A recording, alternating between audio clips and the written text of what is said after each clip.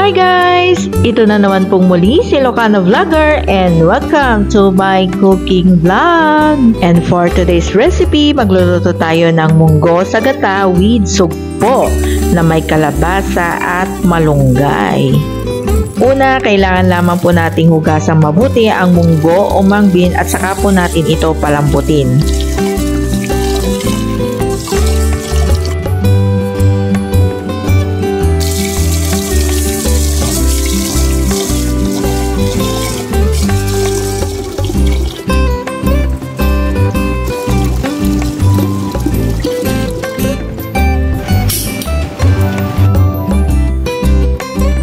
At pagkatapos, i-prepare na po natin lahat ang mga kakailanganing sangkap para sa ating munggo.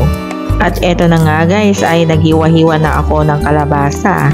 Pagkatapos kong hiniwa-hiwa ang kalabasa, ay sinunod ko naman ang malunggay. So inalis ko yung dahon ng malunggay sa kanyang tangkay. At eto na nga guys, ay nakahanda na lahat ng ating mga sangkap para sa ating munggo. Kaya tara na guys at simulan na natin ang pagluluto ng munggo sa gata. Kumuha na ng kaserola, buksan ang kalan, maglagay ng mantika, painitin at saka po natin igisa itong karne.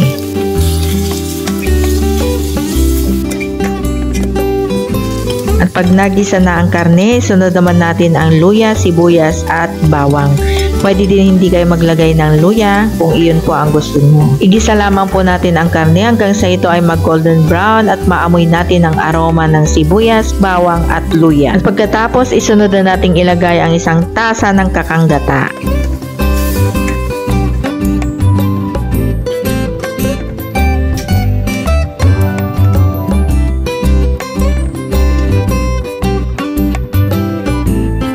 Pakuluan lamang po natin saglit ang kakanggata, saka po natin ilagay ang pinalambot nating munggo kanina.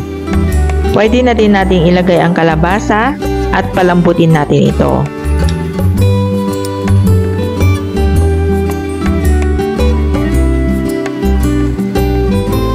At kapag kumulo na at malambot na ang kalabasa, pwede na nating timplan ito ng asin at patis.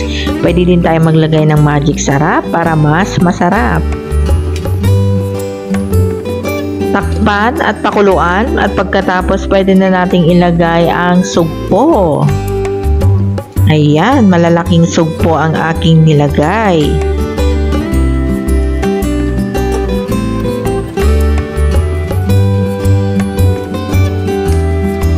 At pag nailagay na ang sugpo, pwede na din nating ilagay ang malunggay.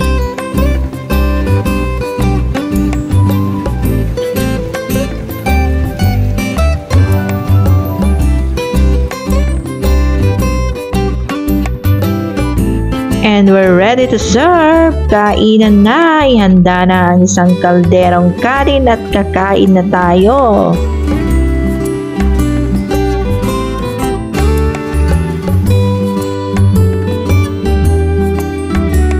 Thanks for watching! Follow for more cooking tips and videos.